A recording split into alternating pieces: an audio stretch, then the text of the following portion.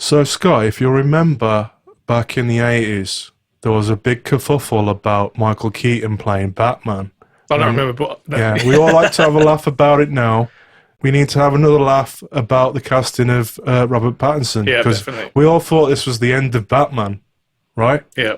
You could double down. Look, I remember when Affleck was cast and everyone shit their pants on the internet and he was a good Batman in bad films. Yeah. Same with Pattinson, I think, he was fine. Affleck immediately made more sense than Pattinson Yeah, did. just physically, I guess. More than Yeah. He looks like Bruce Wayne. And has done action stuff before. But in the meantime, Pattinson has made, indie movies. He did stuff with Cronenberg and the Safdie brothers. So he was on the ascent. And I've got to say, I was wrong. I think he did pull it off. And I do think, after a few viewings, that The Batman is a pretty sturdy Batman movie. Yeah. Again, so the first viewing was kind of a bit meh for me. Like, I don't really remember much about it, except the last act was bloated. Second viewing, really loved how so tightly plotted the first hour, 90 minutes. Yeah. I do think when you get the Falcone and Catwoman stuff, it kind of gets a bit too loose. And then the last act, which is like, it very much feels like a studio going, we need a superhero third act. That's what it felt like watching it, because it feels so disparate from the rest of the film, right? But yeah, he was good. So the influence of like Batman Year One, the Long Halloween stuff is clearly in there. So as a detective story as well, and you get the narration, which you don't normally get, and they do a good job of Gotham is a character, I think. Long Halloween was definitely the big primary influence. Yeah, definitely. Which is a great if you want to start reading Batman, that's a great starting point to read as a detective story. And it's got one of my favourite lines in a Batman movie as well, where the guy's like, "I bet your favourite night of the year, innit, pal?" that guy was like in EastEnders or something. And I was like, what's he doing here? Alex Ferns, I think, is the guy's name. Yes. I also thought the scene where he's getting threatened on camera, I thought that was a reference to The Dark Knight with the Joker. Yeah, it felt very reminiscent. Very reminiscent of that. I think the thing that I love the most is the fact that it finally is the detective story. I mean, he is... Sherlock Holmes aside, the world's greatest detective. There's even the joke, right, the Penguin, when Jim and Batman have got him cornered. And he's like, look at you two, the world's greatest fucking detectives. Yeah.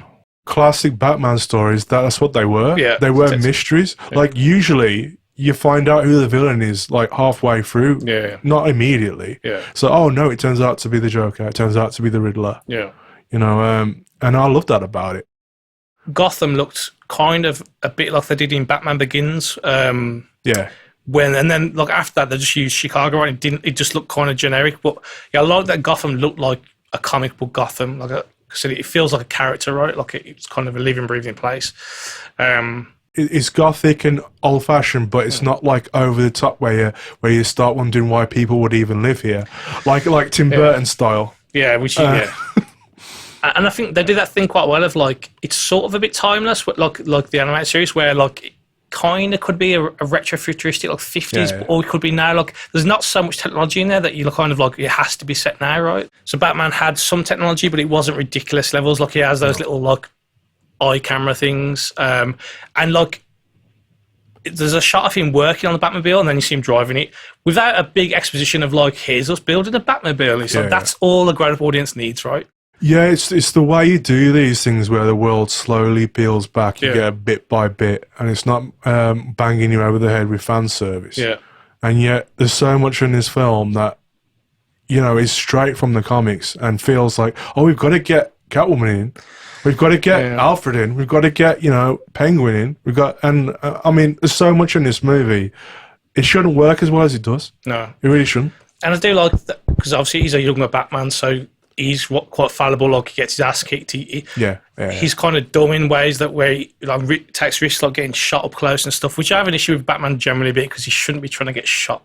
Taking shotguns to the chest is like, well, yeah, but that's going to happen. Yeah, but that, to me, the Batman always was out of the way of that, right? Like, but yeah, it's a minor quibble. In live action, that's too much. I guess one of the first scenes of him and Alfred. And he's got the panda eyes on still, which every other film has not acknowledged that they wear, have they? That's cool. That's cool. Yeah. But then, like, he has, like, again, this kind of emo strop. He's like, I don't want to, Alfred.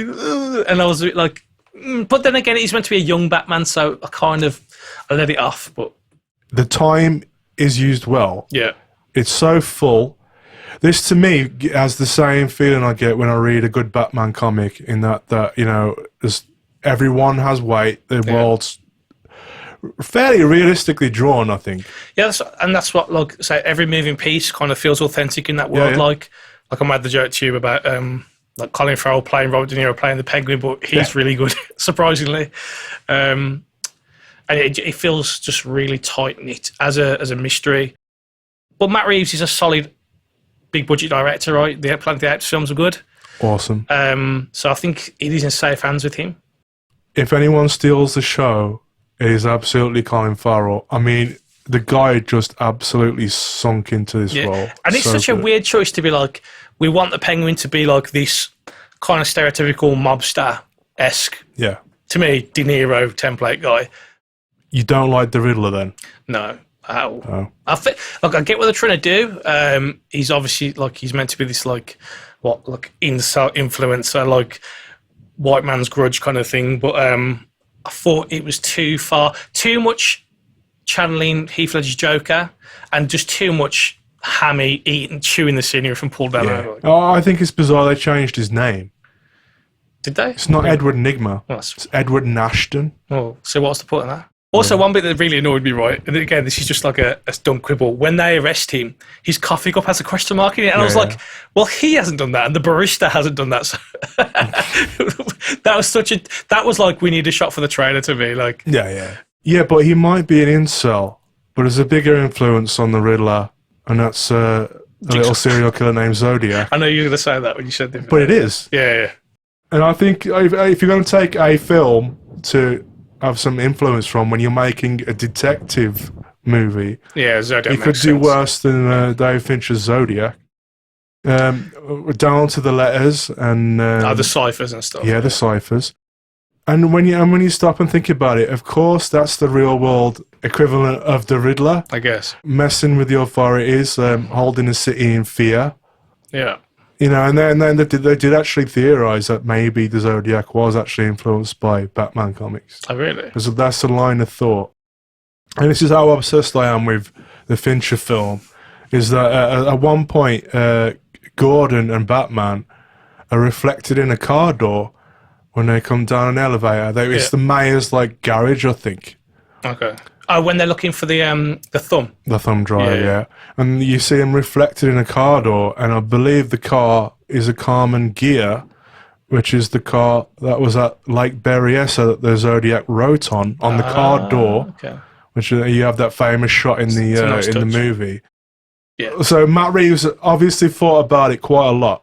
But so that's going back to that scene with the thumb drive. I thought Robert Pattinson did a great job of kind of eye acting in that cowl is hard, right? So that bit where he's almost kind of like thumb drive, and he doesn't do the "Where's the trigger?" I thought his voice was really good, actually. Like, because to me it's scarier. Just a guy that's really calm. He's about to kick the shit out of you. He's like, vengeance. What about Catwoman? I think it's a good interpretation. Myself. I liked it. Again, I didn't like her subplot with the friend and Falcone's her dad, and like I thought slipped into melodrama too much for me and took away from the main story. But apparently she did study cats, apparently. Oh, really? And yeah, I think you can see it in the movie, you know, when she's leaving her apartment suiting up and Bruce is watching her. And she flips down the fire escape. She flips down the fire escape, and as soon as she lands on her feet, she walks off, and like that looks so much like a cat landing on its feet. A good point. And again, I'd like to see more of their relationship build up. I felt that was a bit shortchanged. Like, I'd prefer to see more of that than the Thomas Wayne stuff and her Falcone stuff, personally. Like, do you have any favourite scenes in particular? I like, to me, the opening I thought was amazing. So, you, like, in terms of establishing character without much dialogue. So, because at the start, when someone's watching someone from binoculars, you're like, is this Batman or is this... So I like that, because then you see Batman do that later as well. So that transition from the Riddler into Batman's narration. So to me, that opening chunk of like whatever, I think I timed like 15 minutes, whatever. He's such a solid to bring you into the world. Yeah. His narration of like, you know, I've got to try. The city needs me, etc. And that first fight with the gang, I think is great. And you know when he's coming down the hall and they can hear him coming, footsteps. Yeah. Did you think of Inglourious Bastards? Did you think Bear Jew's about to come out with a baseball bat? I didn't, because I've not seen that for so long back. The fights are so well shot compared to Nolan. Because the fights are terrible. pull the camera back so we can see what's going on. Yeah. I think part of that was how bad the suit was for that, but it didn't move, right? But yeah, it's really visceral. And even, like, I thought the sound mixing to the crunching of, like, different sound when it's hitting them certain ways and stuff was really good. It seemed to be a trend for so long that the camera was in the fight, and it's so horrible to watch because it's just, like, quick cuts and it doesn't feel real. And again, that you don't hear really the impact of the sounds of the punches and stuff where... I mean, that's what you do if you're Steven Seagal. You're a fat and the fight has to be done in cuts. Yeah. Or you're Christopher Nolan and you don't know how to direct action scenes. I mean, let's face it, he did 3 Batman films. I don't think he really did any great action scenes. Yeah, not in terms of combat. No. Yeah, this was up there, really. I mean... There's multiple action scenes in this film that chance anything from the Dark Knight trilogy. Oh, 100%. 100%. We've just lost a load of people. I don't care.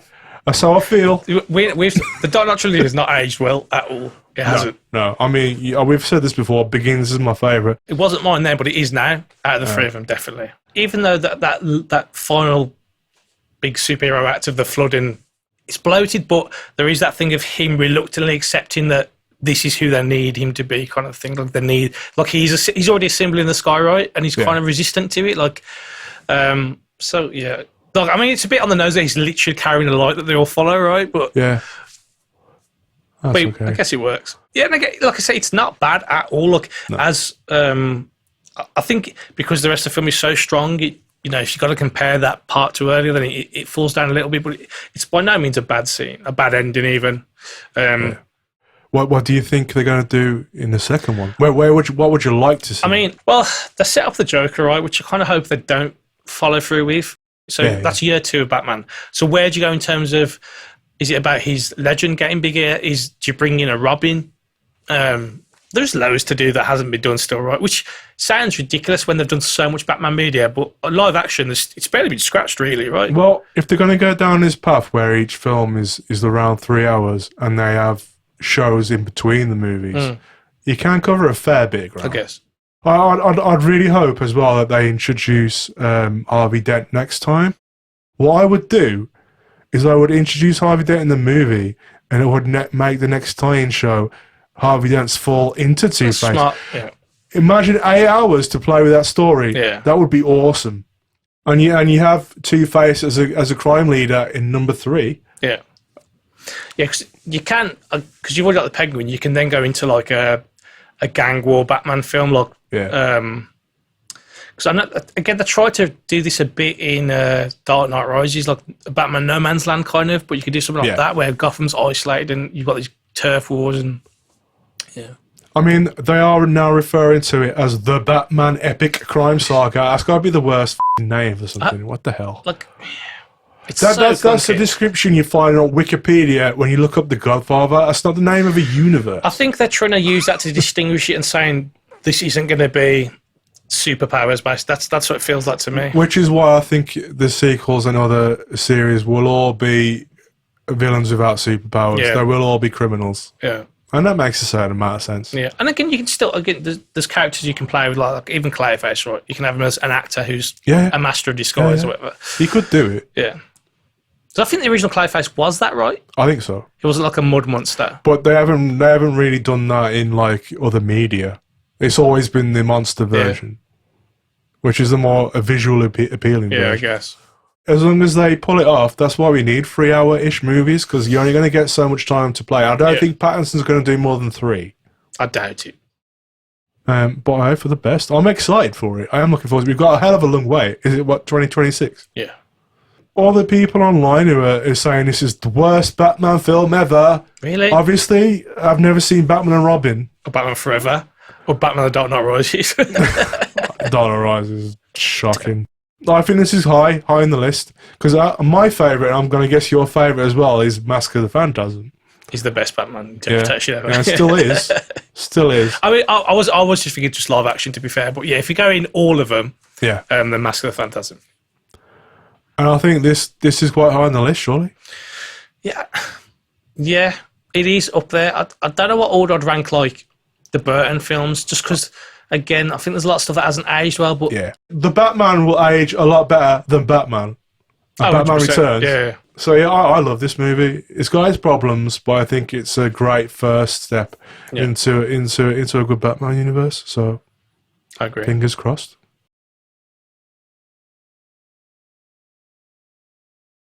You might be asking yourself, do I feel lucky enough to like and subscribe?